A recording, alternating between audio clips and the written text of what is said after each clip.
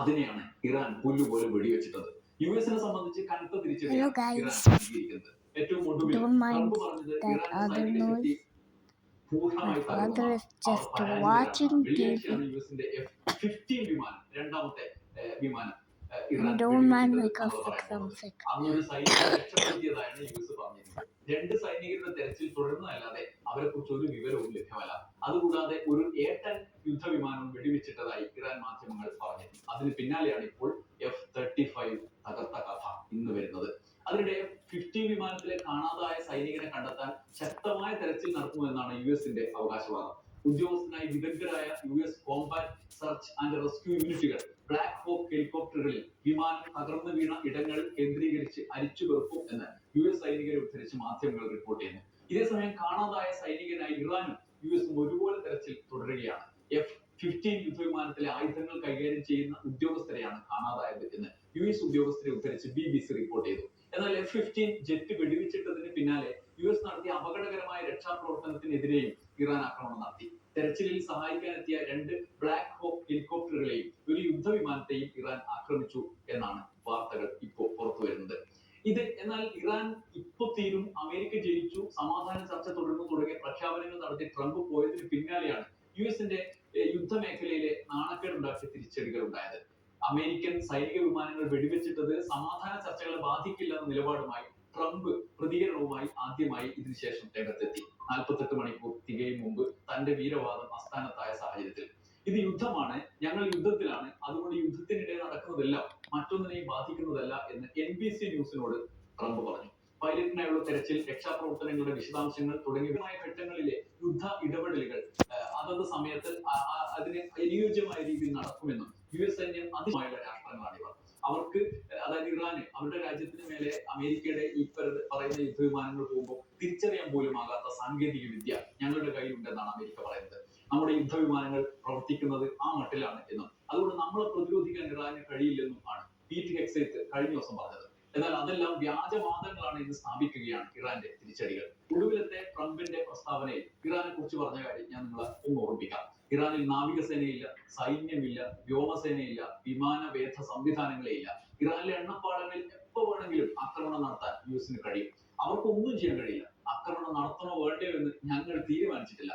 ഖാർദ്വീപിലേക്ക് ചിലപ്പോൾ ഞാൻ ആക്രമണം നടത്തിയേക്കും എന്ന് വരെ ട്രംപ് പറഞ്ഞിരുന്നു. എന്നാൽ വസ്തുത അതല്ലെന്നാണ് ഇറാന്റെ തിരിച്ചടികൾ സൂചിപ്പിക്കുന്നത്. F-35 വിമാനം വരെ വെടിവെച്ചിടുന്ന അവസ്ഥ. സൈനിക ശക്തിയെപ്പറ്റി അതിശോക്തിപരമായ ചിത്രീകരണങ്ങൾ അമേരിക്കയിൽ നടക്കുന്നു എന്നാണ് ഇത് വ്യക്തമാക്കുന്നത് എന്ന് യു എസ് മാധ്യമങ്ങൾ തന്നെ ഇപ്പോൾ റിപ്പോർട്ട് ചെയ്യാൻ തുടങ്ങി. സമീപകാലങ്ങളിൽ ട്രംപിന്റെ വ്യാജ വീരവാദങ്ങൾ ഓരോന്നായി ഈ ഘട്ടത്തിൽ ചോദ്യം ചെയ്യപ്പെടുകയും ചെയ്യുന്നു.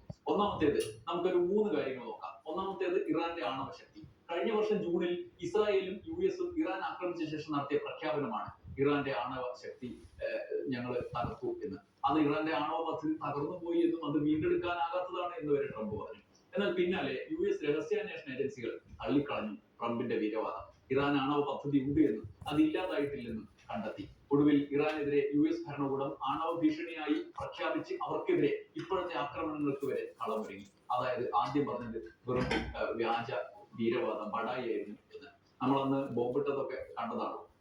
ഇനി രണ്ടാമത്തെ വീരവാദം, ബഡായി വീരവാദം, ഇറാന്റെ മിസൈൽ ലോഞ്ചറുകളെ കുറിച്ചാണ്. ഇറാൻ മിസൈൽ ലോഞ്ചറുകൾ പൂർണ്ണമായും തകർന്നു എന്നാണ് ട്രംപ് കുറച്ചു നാൾ മുമ്പ് ബഡായിട്ടത്. അതുകൊണ്ട് അവർക്ക് ഒന്നും ചെയ്യാൻ പറ്റില്ല, അവർക്ക് ഇത്ര ദൂരം വന്ന് ഇസ്രായേലിൽ നിന്നും തൊടാൻ പറ്റില്ല എന്നാണ് പറഞ്ഞാൽ എന്താണ് ചെയ്തത്? ഇറാൻ തിരിച്ചടികൾ നിരന്തരമായി നമ്മുടെ GCC രാജ്യങ്ങളിലടക്കം നടത്തിക്കൊണ്ടിരുന്നു. ഇസ്രായേലിലും അതിനനുസരിച്ചിട്ടുള്ള വേണ്ട ആണവ കേന്ദ്രത്തിനടുത്ത് വരെ അവരെത്തി ഇറാൻ. എന്നാൽ കഴിഞ്ഞ ദിവസം പുറത്തു വന്ന യു എസിന്റെ രഹസ്യാന്വേഷണ റിപ്പോർട്ടിലും ട്രംപിന്റെ പറച്ചിൽ ബഡായിയാണ് എന്നുള്ള കണ്ടെത്തൽ ഉണ്ടായി. ഇറാന്റെ മിസൈൽ ലോഞ്ചറുകളുടെ 50% മാത്രമേ നശിപ്പിച്ചിട്ടുള്ളൂ, ഇനിയും പകുതി സ്റ്റോക്കായി കയ്യിലുണ്ട് എന്നും അവർ കണ്ടെത്തി. ഇനി മൂന്നാമത്തേത്, യുദ്ധത്തിൽ ചർച്ചയില്ലെന്നും ഭരണകൂടത്തെ നിയമിക്കുന്നത് വരെ യുദ്ധം തുടരും എന്നുമാണ് ട്രംപ് പറഞ്ഞത്. ആയത്തുള്ള അലി ഖമനേയെ കൊന്നതിന് ശേഷം അടുത്തത് ആരായാലും കൊല്ലുമെന്നും നെതന്യാഹുവിനെ കൂട്ടുപിടിച്ച് ട്രംപ് പറഞ്ഞു. കൊല്ലുമെന്ന് നടന്നില്ല എന്ന് മാത്രമല്ല, ഇപ്പൊ സ്വയം 15 നിർദ്ദേശവും വെച്ച് ഇറാൻ ചർച്ചക്കായി അങ്ങോട്ട് കാത്തിരിക്കുകയും ചെയ്യാണ് ട്രംപ് എന്നതാണ് വൈചിത്രം. ഇപ്പൊ വമ്പൻ യുദ്ധവിമാനങ്ങളും വൻ കരുത്തും ചോർത്തിക്കളയാൻ തക്ക ശേഷി ഇറാൻ എങ്ങനെ നേടി എന്ന ചോദ്യമാണ് മറ്റൊന്ന് വരുന്നത്. ഇറാന് പിന്നിൽ റഷ്യയുടെ അദൃശ്യ കരങ്ങളുണ്ട് എന്ന് നേരത്തെ തന്നെ ചർച്ചയായതാണ്. മുസ്തബയെ രക്ഷിച്ചതടക്കം ദുരൂഹത അഴിയാതെ നിൽക്കുന്നുണ്ട്. റഷ്യയുടെ പിന്തുണ എന്താണ്, എങ്ങനെയാണ് എന്ന് സംബന്ധിച്ച സംശയം മാത്രമല്ല, പുടിൻ നടത്തിയ നീക്കങ്ങൾ, ആയുധ സഹായവുമെല്ലാം നമ്മുടെ മുമ്പിൽ ഉണ്ട്. എന്നാൽ അമേരിക്കയുടെ അത്യാധുനിക സാങ്കേതിക വിദ്യയെ തകർക്കാൻ കെൽപ്പുള്ള, അതിനെ പ്രതിരോധിച്ച് അതിനെ ദുർബലപ്പെടുത്താൻ കെൽപ്പുള്ള, ഇപ്പൊ നമ്മൾ ഒടുവിൽ ചർച്ച ചെയ്ത വിമാനം വെടിവെച്ചിട്ടതടക്കമുള്ള തരത്തിൽ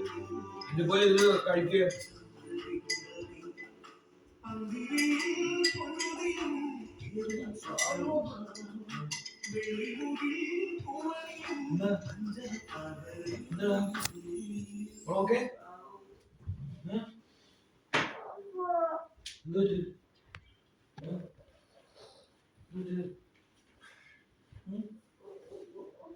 എന്താ